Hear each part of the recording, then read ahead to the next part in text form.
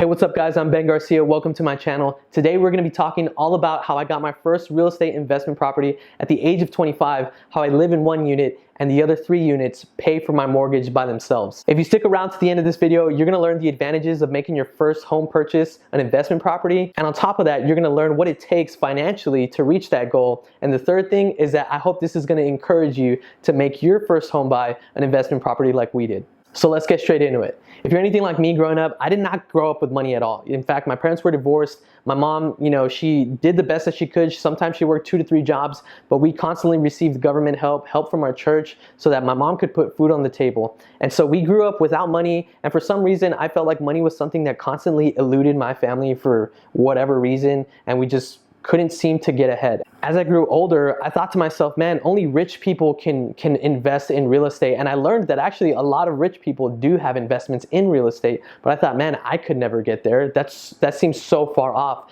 But in fact, I was able to do it at the age of 25, which blew my mind, right? I never thought that I'd be able to do that. And here's exactly how it happened. So when I was in college, I started to think about my future a lot. And I say that this is actually one of the best things that you can do is think about your future financially, because when you do that, you're able to start taking some action steps in the present to set you up for the future. And so as I was thinking about my future, I knew I wanted to get married. I knew I wanted to have a steady income. And I also knew I wanted some real estate investment property. Now, I did want a home, but I thought to myself, man, what if I could have my home pay for itself by renting out 3 properties and having my unit be paid for? That would be really awesome. I wouldn't have to pay rent and I would have this property as an investment. So that's what I decided that I wanted to do. But man, again, this was later in the future. This was right when I graduated college. Still didn't have a job lined up, still didn't have steady income. I was broke. So it seemed like it was totally far off. Well, fast forward a little bit, like 6 months, and I was actually able to get hired with a company called Aflac, which I'll talk about in another video. But I was able to sell insurance and get paid for my performance rather than my time. And to me, man, that was one of the biggest blessings that I could receive, because I realized that there's so much potential in the amount of money that we can earn if we're paid off of our performance. So anyway, after about 1.5 years of working for that company, I was able to save, along with my wife. We were both saving as much as we could, knowing that we were going to buy a house, knowing that we wanted to purchase an investment property. And so after that 1.5 years, man, our lease on our apartment was coming up, and we decided to start looking for a 4-plex in our area. So what I did is I Googled 4-plexes in my city, and I started to look, and some of them would excite me. Man, the price was too high. And then some of them, the price was good, but it just was completely beat up and wasn't worth it. So finally, after about a week of searching, I found this one 4-plex, which was a street over, literally from where we were currently at. It was a great area of the city, and I decided to look up the realtor. Well, I found out that this realtor was my friend's mom from high school. And so I called him up. I was like, hey dude, could you have your mom call me? I'm really interested in this property that she's selling. So we went and we looked at the property, and it was really what we wanted. It had the 3 units plus the other one that we could live in. So we asked her, hey, how much do they want for it? And she said they're not going to take anything less than $270,000. Now I know what you're thinking. That's a ton of money. And more than likely, man, even in that point, we thought to ourselves, like, are we even gonna get approved for this loan? Like, this is a lot of money.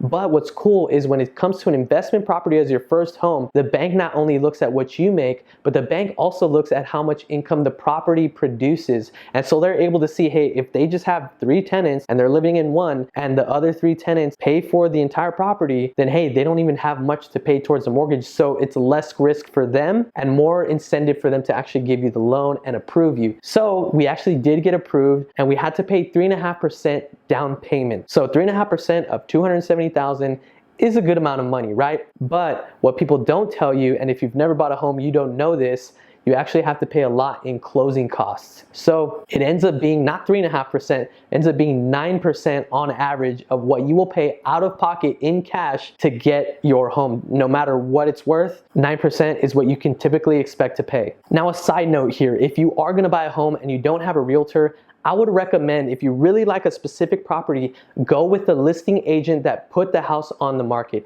And the reason you want to do this is because every listing agent usually has a buying agent that comes in on the deal, and they have to split the percentage of commission. So one will get about 2.5% and the other one will get 2.5% on average. But if your listing agent is also selling you the home, then they get both ends of the commission. And the reason that's an advantage for you is because that gives them more incentive for you to actually get approved and buy the property. And so when they're talking to the seller of the home, they're able to kind of talk you up a little bit, and hopefully you're the ones that get approved for that loan. So that's just a side tip for you for when you do this in the future. So after our offer got accepted, the closing process took about 20 days for everything to be settled, for them to get the appraisal and all that crazy stuff. And once it was all said and done, we paid about $17,000 for this property. Now, I know that sounds like a lot of money, and believe me, it is. But if you have a job that pays you for your performance, you're able to make this kind of money and save up for a property just like this one. And on top of that, man, once you buy this place, then your property can actually pay for itself if you buy correctly, which is exactly what we did. We were able to actually have a little bit of cash flow coming in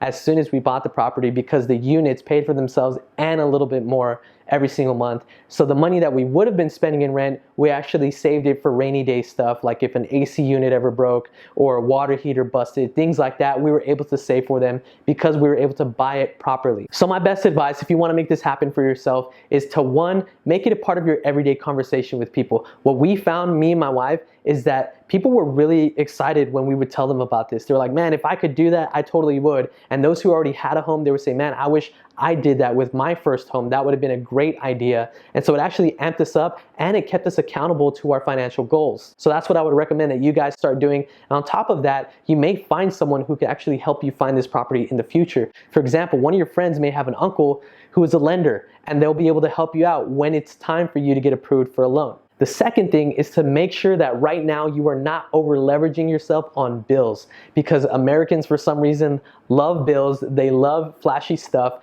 but sometimes, man, we just don't need it in our life. So look at your bills right now. Look at your budget. Look at what you could start saving on now so that in the future, your goals can be met. And the third and final thing that I would recommend if you want to do this is look at your current job situation. Does it allow you to even save enough money to afford a down payment on a house and closing costs? Because if it doesn't, I would recommend getting a side hustle that would afford you some income. Or if you just don't like the job that you're currently working, I would look into maybe finding another profession, one that pays you on performance rather than the time that you spend working that job. And what I found is that when you're compensated for your results, your performance actually does improve, your discipline improves, you learn perseverance. And to me, those things just benefit you in everyday life, especially in the future. So it's just a positive when you're paid for your performance. So a quick recap, make it a part of your conversation with people. 2, look at your bills and what you can start saving on today. And 3, find the right vehicle that can help you save and help you reach your financial goals. Thank you for watching. If you made it all the way to the very end, I would appreciate a comment that said, I made it to the end. That way I know that you saw this whole thing, and I love responding to my comments. So thank you guys so much for watching. This show's not sponsored, but my wife does sell life insurance full time. And so if you would like a quote at any point, no matter what your health situation, no matter what your income range, she would love to give you a free quote. So you can just go ahead and email her. Her email's in the description. That would help her out a lot, and it'll help support the channel as well. So thank you guys so much for watching. I'm Ben Garcia in the next one.